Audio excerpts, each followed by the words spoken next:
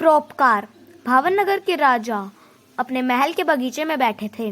बगीचे के चारों ओर ऊंची दीवार थी जिसके दूसरी तरफ रास्ता था। गर्मी के दिन थे। उस रास्ते से एक गरीब किसान अपने बेटे के साथ जा रहा था। बेटे को भूख लगी थी। उसने देखा कि दीवार के ऊपरी हिस्से से आम का वृक्ष रास्ते की ओर झुका है, जिस पर पके हुए आम लटक रहे थे। उसके मुंह में पानी आ गया। उसने रास्ते से एक पत्थर उठाया और वृक्ष पर मारा। पत्थर के प्रहार से एक आम नीचे गिर पड़ा। बालक ने खुश होकर आम उठा लिया और खाता हुआ चल दिया। लेकिन वह पत्थर दीवार की दूसरी तरफ जाकर वृक्ष के नीचे बैठे महाराज के सिर पर लगा।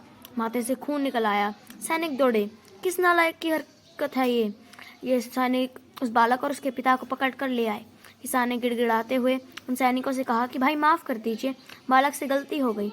लेकिन सैनिक नहीं माने। उन्होंने बाप बेटे को उस राजा के सामने लाकर खड़ा कर दिया।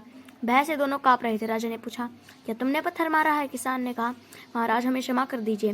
महाराज ने कहा, चिंता मत कीजिए, भूदेव अपने पुत्र को उत्तर देने दीजिए। फिर कहा, बेटे तूने पत्थर फेंका था?